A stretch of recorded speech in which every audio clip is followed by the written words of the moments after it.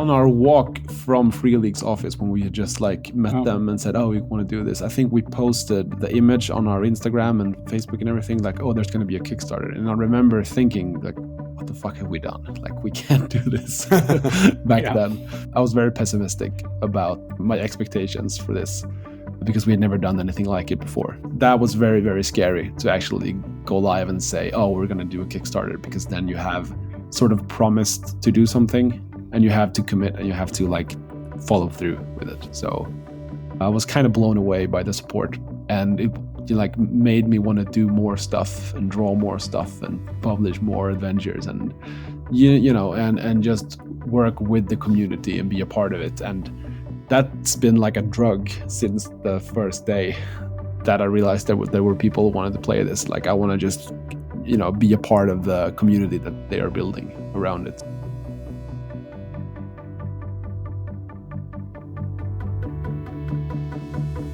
You're listening to the Lost Bay podcast, a show about and with indie tabletop RPG designers and artists.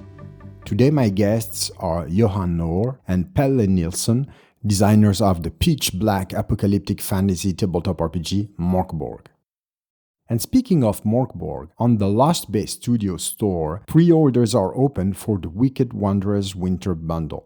You're looking for a pack of cool zines and supplement to get through the winter or the summer, depending on where you are? The bundle is here for you to provide endless hours of group or solo play, zines, adventures, maps, NPC and class cards, even a full mini solo game.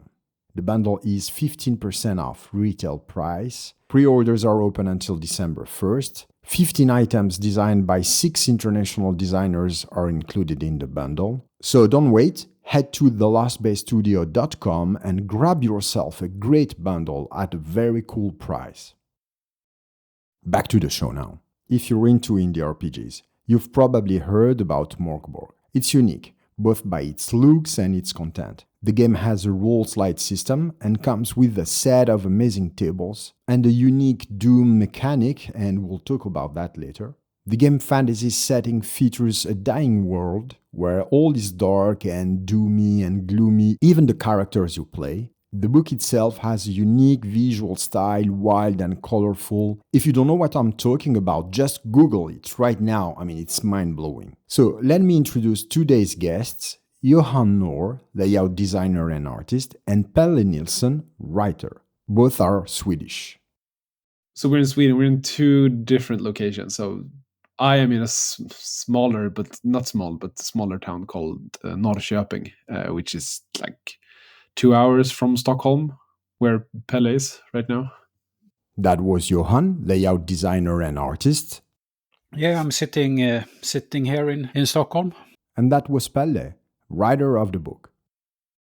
How were you when you were teens? Were you like into imaginary worlds or fantasy or into RPG at all? How were you when you were teens? Like, who wants to go first? I go first, Johan. Yeah, you were a teen before me. Yes. I was a teen back in the 80s, in the mid-80s, and I was quite into fantasy stuff. I was reading a lot of fantasy books, like, of course, Tolkien and stuff like that. And I started to play role-playing games maybe 1985 or something like that. It was very boring in Sweden back then. And when the role-playing games came into our culture, it was a big thing for lots of 10-year-old kids. Were you in Stockholm at the time or in a smaller town? Or? I was in a smaller town back then. I was living in the south part of Sweden in a city called Lund. It's not a small town. It's quite big for being Sweden, but it's a lot smaller compared to Stockholm. Okay. And Johan, what about you? So I was always a nerdy kid as well. But like I kind of combined, like we were a lot into like skateboarding, and I was kind of getting into like hip hop and punk rock, that sort of scene. But at the same time, we also played like our version of Dungeons and Dragons, which is Drakar och Demoner. And of course, the post-apocalyptic game Mutant. Those were the 2 big games in a way in Sweden back then. This was not in the 80s because I was like born in the 80s, but I started playing role-playing games when I was, I think, 11 or 12, and I kept at it until, I don't know, maybe when I was in like my 20s or something, when other things were more fun and more interesting, and I took a break like everyone, and then got back to it after a while. Yeah, that's the same story for me. I started playing when I was 10, 11 years old. Then I had a break for 15 years or something like that, Oh yeah, or more. that's a long hiatus. Yeah, maybe it was 20 years. I started again when I was 36 or 37, like that. I think role-playing games have always been like a creative exercise in a way, a creative hobby for me. So kind of like you, Pelle, I think I've always been like creating stuff and writing my own adventures and role-playing games, like ever since the start, really. And what brought you back to RPG? I think something happens in lots of people's life when you come to a certain age. And not only role-playing games came back to me, also the music, which I was listening to back when I was 17, 18 years old. I was listening to a lot of death metal and black metal, like bands like Darkthrone from Norway and stuff like that. And then I quit listening to them, and there was indie pop and stuff like that going on for 10 years. And then I slowly came back to my roots, so to speak, and started to listen to that kind of music again. And I still do. Yeah, it's kind of similar to me, I guess. Like you're going back and forth, and then eventually, as you grow up, you sort of realize, like, oh no, this is what I really like. Like something that I've always had in the back of my mind in a way. I don't know. It's part of growing up, I guess. Yeah, probably. And it's fun, like you're both talking about going back to some moment in your personal history and some moments like in the cultural history, like going back to some music, for example, as Pelle said. Because one of the questions I wrote is that I feel that there's a very strong late 80s, early 90s vibe in Mörk Borg, actually. It's super contemporary, but at the same time, I feel like just sent back in time. I don't know, both visually, in terms of vibes, in terms of energy. I don't know. Does that make sense at all to you? Or Yeah, I think definitely it has sort of that energy in a way, for sure. I mean, it's not nostalgic, but I think it has that sort of unapologetic energy that a lot of pop cultural things had in the 80s and 90s. Like, it doesn't take itself very seriously, and it goes all in. And of course, it references a lot of the music that were really strong back then, a lot of metal and punk rock and stuff like that. So, how did you meet? How did that happen? do you want to go, Pelle, or should I? It started out that I was writing a horror game. As of now, it's only in Swedish, and lots of people have heard about it anyway. It's called Barkhäxan. It's a horror game, folklore, forest kind of thing. A little bit black metal horror somehow. But yeah, I was posting some texts on Facebook, and Johan got back to me and said that he wanted to make illustrations for this. Yeah, this was the first time that we talked also. Yeah, we did that book and also published that book. And I think we kind of realized working together with Barkhäxan that we did that very well. Like, we liked working together, and we had the same sort of work ethics. And what's that? The work ethic? What are you talking about? I mean, like, we're not very prestigious, and we work very fast, both of us. We move very fast from like idea to a finished thing. Like, we don't sit there and polish it too much. You have the same energy. Yes. Yeah. Oh, but it's not like sloppy energy. No. Moving fast. We're quite perfectionists, Yes. both of us. I think it's very hard for me to accept a mistake. I feel very bad if I find a mistake in a book that I have written. Yeah.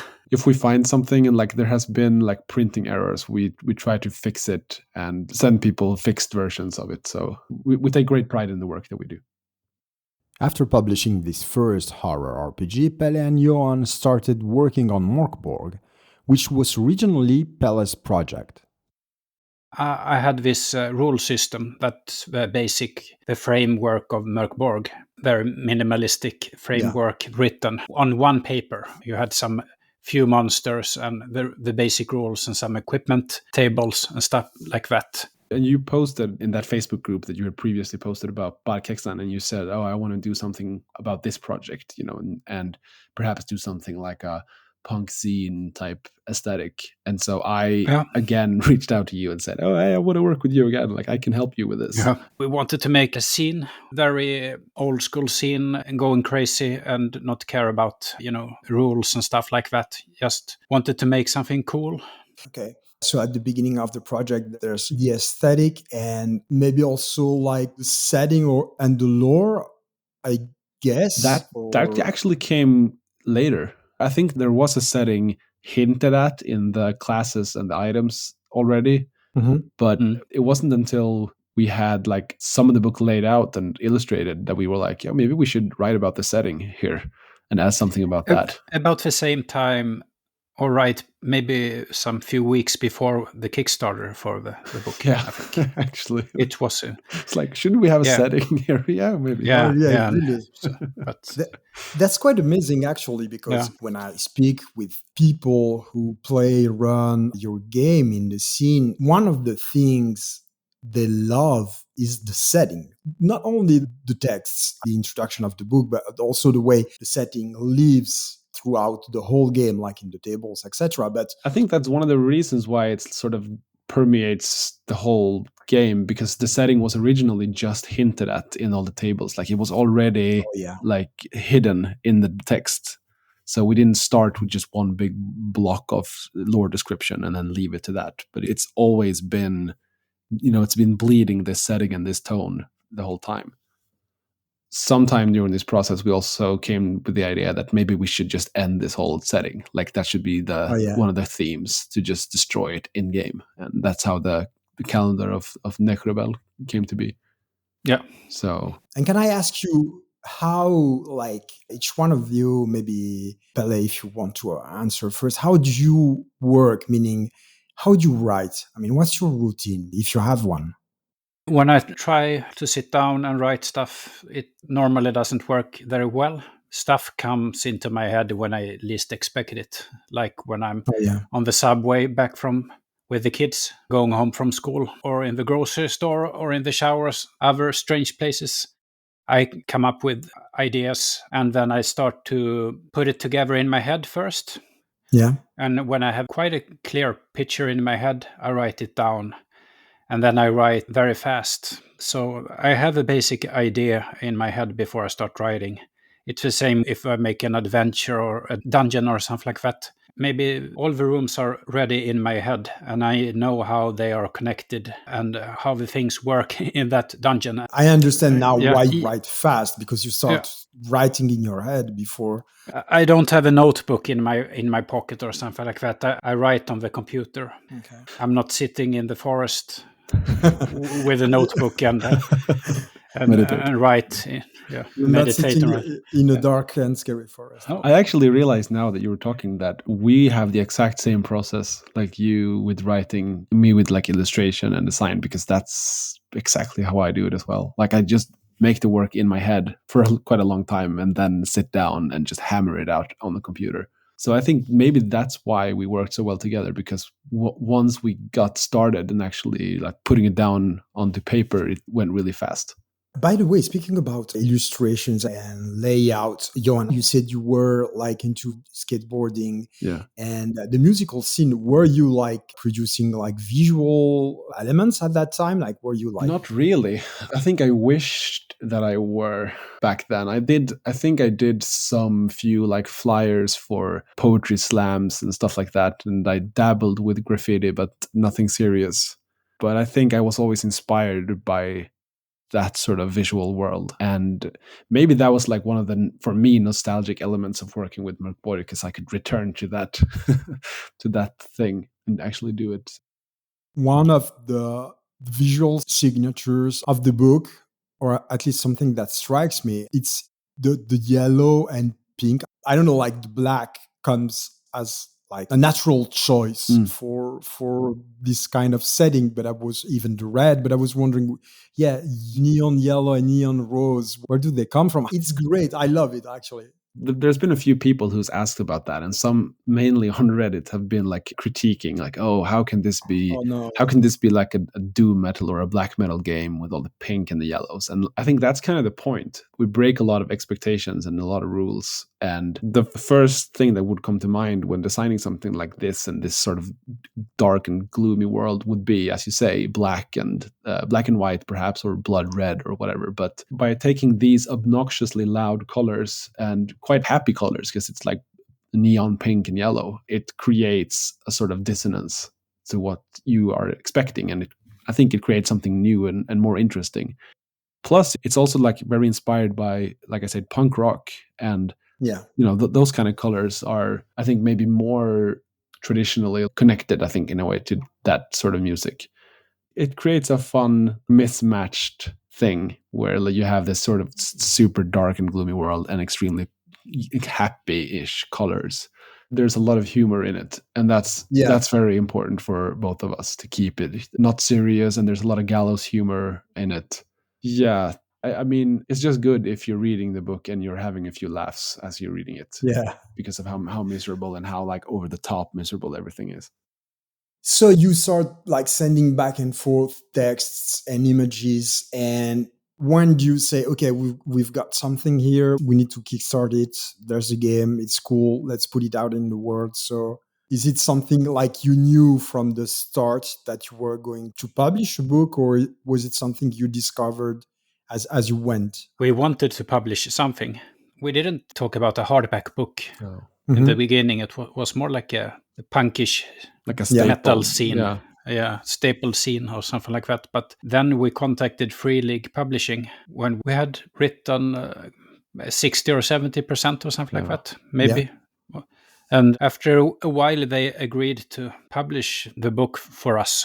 But I think they wanted to try it out somehow. And with the Kickstarter, we wanted to do a Kickstarter as well. But I think they wanted to check if it was, if there was interest to it, gonna work, if there's any interest for this at all. I think the reason that we got in touch with Free League, first of all, because I knew them from having freelanced for them a bit, doing maps for some of their games and stuff. But also they had a history of helping indie designers in Sweden to like publish their games. Like they had a sub label for that and had put out a few games, I think only in Swedish though. But then that label was sort of put on ice for some reason, but we knew that they were not like strangers to that idea. So we reached out and said, oh, maybe you can, start doing this again. This was the first time Johan and Pelle actually met in person. Until then, they had always worked online. On our walk from Free League's office, when we had just like met them and said, oh, we want to do this, I think we posted the image on our Instagram and Facebook and everything, like, oh, there's going to be a Kickstarter. And I remember thinking, like, what the fuck have we done? Like, we can't do this. Back then, I was very pessimistic about my expectations for this because we had never done anything like it before. So I was kind of blown away by the support, but that was very, very scary to actually go live and say, oh, we're going to do a Kickstarter, because then you have sort of promised to do something and you have to commit and you have to like follow through with it. I was a bit more optimistic, but anyway, I was blown away by the support. And what happens at that point? Like when you see that community is responding so strongly? For me, at least, it was only extremely inspiring, and it like made me want to do more stuff and draw more stuff and publish more adventures and and just work with the community and be a part of it. And that's been like a drug since the first day that I realized that there were people who wanted to play this. Like, I want to just be a part of the community that they are building around it. So in which language did you write the book? First, it was written in Swedish, 100% Swedish. We translated it into English. I think it was you, Johan. You translated it into as good English as you could manage, and then we sent it to Patrick Stewart, so that he could edit it. He kind of rewrote a lot of things as well. Yeah, we gave him pretty free hands, so the two language editions are quite different in a lot of ways. Like, they have their own tone Yeah, what's the difference in the tones? That's super interesting. What's the shift? The Swedish flavor is a bit more harsh. Yeah. Maybe not as many words. It's a bit colder and quite short sentences and harsh. And Patrick Stewart was editing and making his more. It was more flavorful and Yeah, but he has a very special tone as well. That comes through. That's super interesting. I was wondering, like, because you were speaking about differences in tone between like the Swedish version and the English version. I was wondering, is there a Swedish way? Like, I'm speaking about like contemporary RPGs, right? Without going back like to the 80s or whatever, to write and or to play like RPGs too. That's a fascinating thought, and I think there is. Mhm. And I think it goes. Yeah. I mean, obviously, it goes back to the 80s because we never had Dungeons and Dragons growing up. Like that's not the base of our RPG culture here. So that we had our own games, and I think, I mean, it has That's interesting. to form the way that we play because for the longest time we never really had like levels as a thing. No. And we didn't have this thing where you like get experience for killing monsters. You have to correct me if I'm wrong here, Pelle, but I don't think that was a thing. But that's right. If you manage to use a skill, you have a possibility to increase it, yeah. Maybe get better in that skill after the adventure, but you don't get more hit points. Your abilities don't get better. It's only your skills you might get better, and it was not levels, as you mentioned. And I think it was less focusing on going into dangerous places and like getting treasures. It was more about helping or like solving problems for people, or like I don't know. Mm-hmm. In my head, when I compare it, I kind of envision the Swedish the games traditionally to be a bit more open world rather than being inside dungeons. And what were the games that like laid the foundation of RPG in Sweden that were like the iconic titles of the 80s that were played instead of Dungeons and Dragons? I think of 3 games. So the first one is the fantasy game Drakar och Demoner that we mentioned. It's called Dragon's Reign now. Kind of vanilla fantasy-esque thing. And then there was Mutant, which is a post-apocalyptic thing with a lot of humor and like anthropomorphic animals as well. But and then it was the horror game Cult as well. Cult, of course. Yeah. There was a couple of games in between that it's called Chock, Chill, and then Sagan om Ringen, that's Lord of the Rings game that was translated into Swedish, but they were not as big as Drakar and Demoner Mutant. No. The Drakar and Demoner first game was out in 1982 and Mutant 2 years later, 1984. Yeah. And by the way, people were playing Cult in France. I didn't, because also I was living not in mainland France, but in a small island. It was complicated to find games. But yeah, I know that people were playing Cult. I don't know if it was like an official translation of... I think there was, I do recall that there was a French translation of it. And that was also, funnily enough, that was the game that sort of ended the golden age of Swedish role-playing games, because that got games banned from toy stores.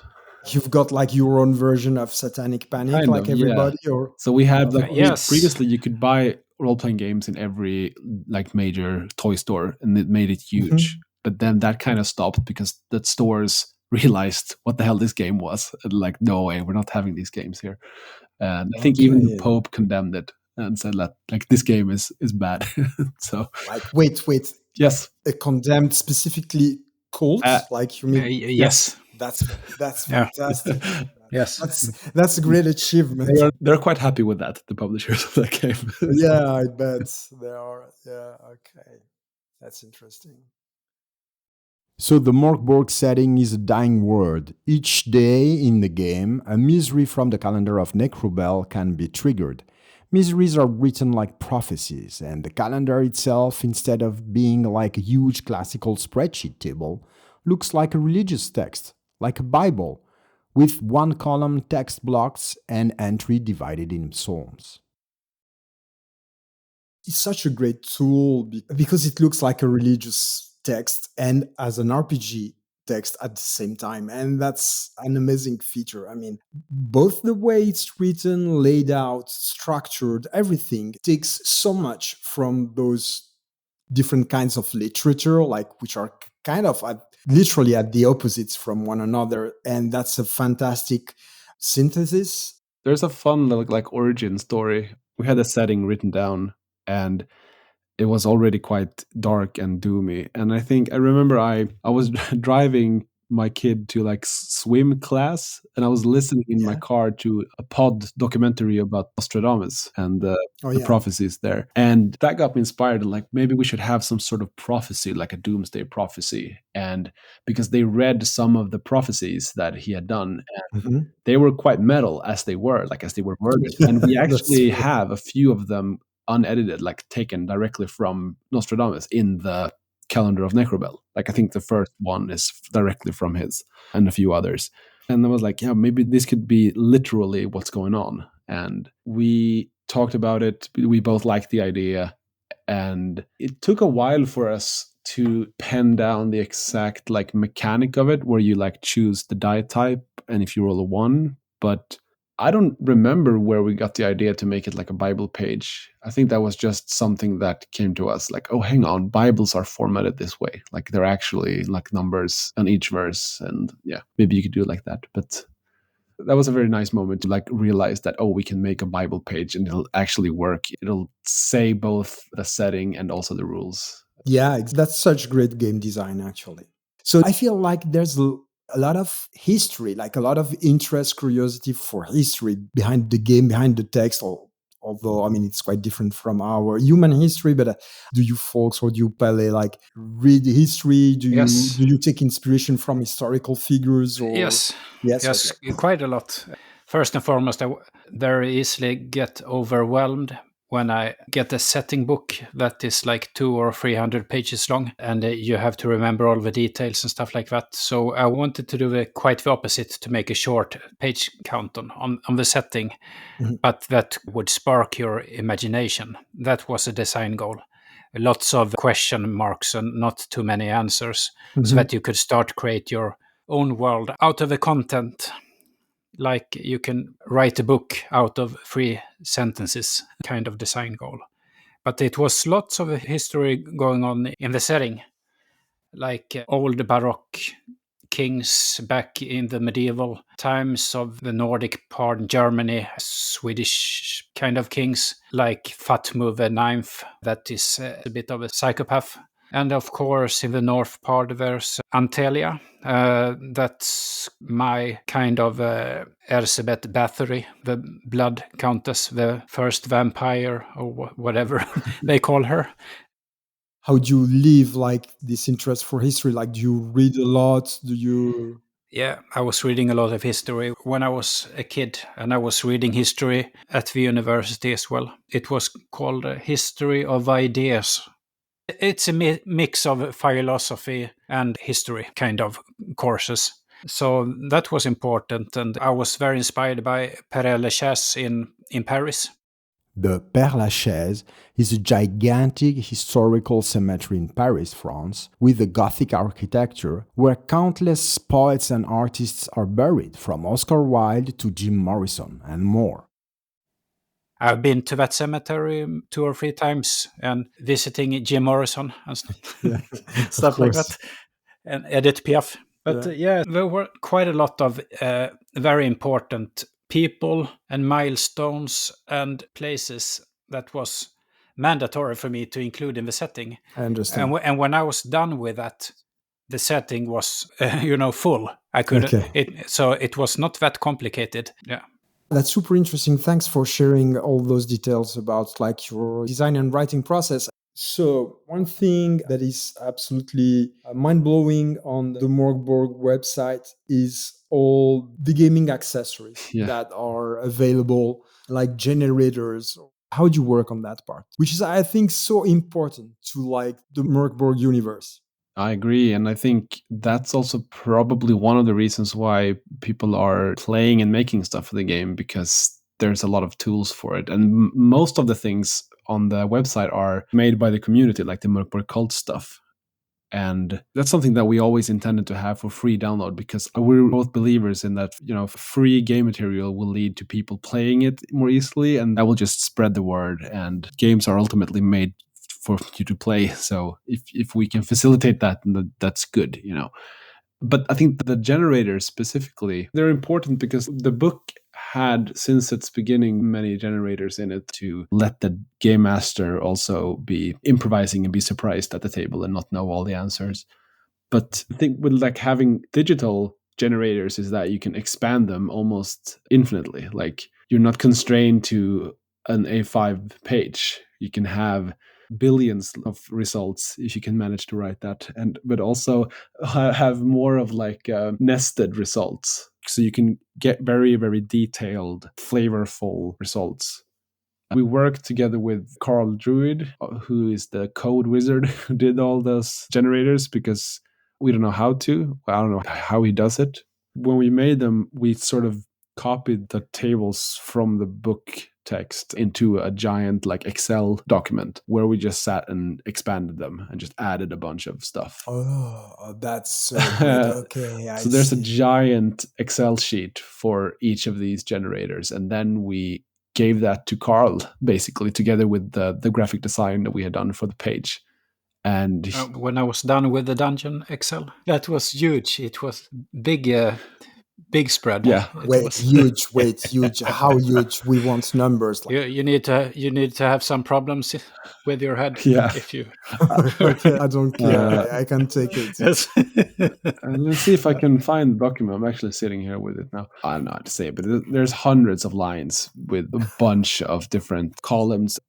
So there's one, who dwells here now. One of the many results are like wickheads / goblins / trolls / cultists / escape prisoners running from foreboding darkness. So like that, something running from foreboding darkness can be either of these things. Yeah. So like not all the results, but a lot of them have these sort of subtables. Yeah, because we wanted to avoid you getting the similar result. We wanted it to feel endless in a way. But also like everything kind of had to make sense, because that's a big problem, I think, with a lot of generators, that they are too random. So the thing you get doesn't feel cohesive. Yeah, and not too gonzo. Not too gonzo, yeah, exactly. That was important as well.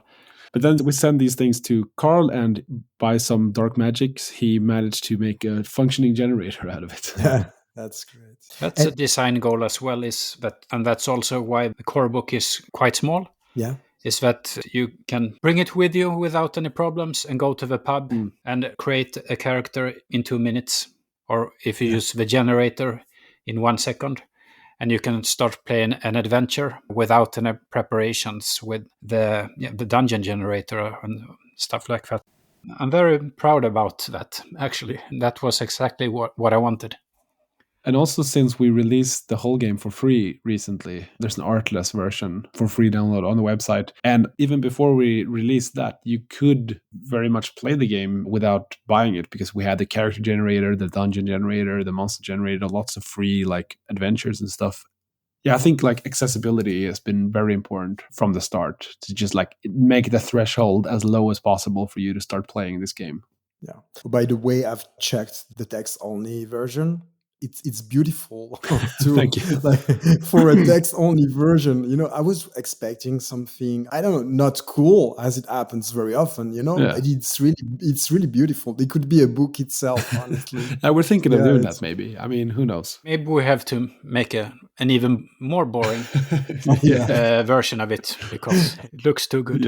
Yeah. And listen, speaking about layout and the overall design, the book has, I'm not sure if I'm picking the right word, but almost like some kind of baroque style. And at the same time, like, I feel that it's super structured, like its layout, it's wild, but at the same time, looks like behind it, there's like a very solid like layout structure. I think I tried, but I really couldn't do a book that was too wild because I'm a traditionally schooled graphic designer. And even though this was an attempt to break a lot of rules, I think I kept a lot of the more basic ones, with like typographic hierarchy and disposition, like layout on the page, information hierarchies, and also like readability. We get, rightfully so, a lot of criticism for it being hard to read. I would say that most, not all, but most of the text blocks and like the paragraphs aren't that crazy. Like the fonts are actually very readable, but it's a lot of other stuff going on the page that gives this sort of wild and sort of deranged look. Every spread is unique, every page is unique. That makes it in a way easier to find stuff because as you're flipping through, you're like, oh, I need to know what hit points is. Oh, it's the page with a huge heart in it. Okay. Yeah. And there must have been like huge font sourcing work, I guess.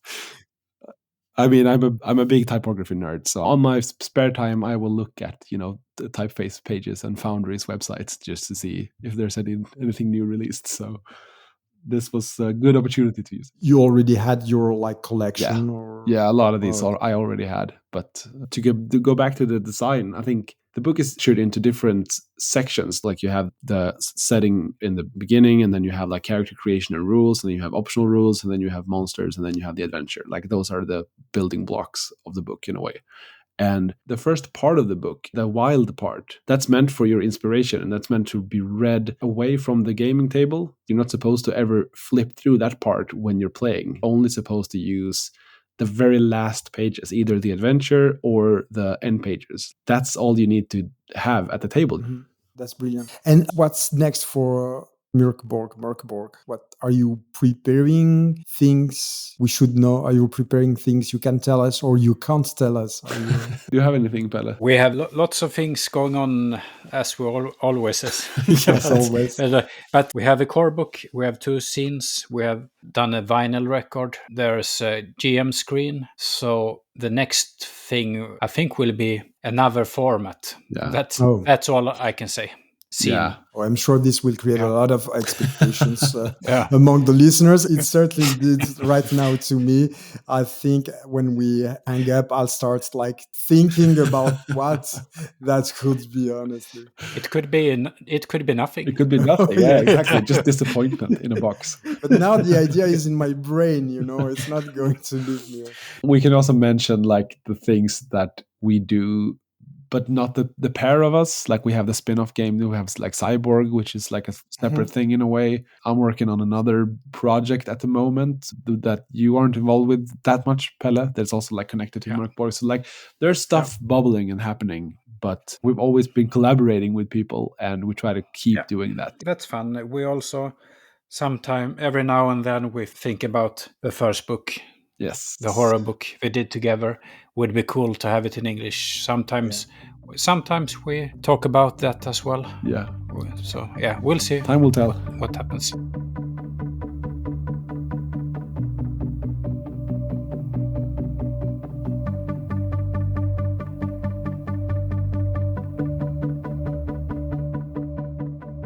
That was Pelle Nilsson and Johan Nohr, designers of the pitch black apocalyptic fantasy tabletop RPG Mörk Borg. As usual, I'll put in the show notes links to the Mörk Borg website. It's as beautiful as the book and there's lots of free stuff in there to start playing the game. And if you want to get yourself a beautiful pack of Mörk Borg zines and supplements, head to thelostbasestudio.com and grab the Wicked Wanderers Winter Bundle. It's 15% off. Pre-orders are open until the 1st of December. It's a great deal. All you need to get through the winter or the summer, depending on where you are. You've just listened to the Lost Bay podcast, a show about and with indie tabletop RPG creators. It's produced and edited by me, Iko. Supervising editor is Laura Elle. Music is by Avery Isles.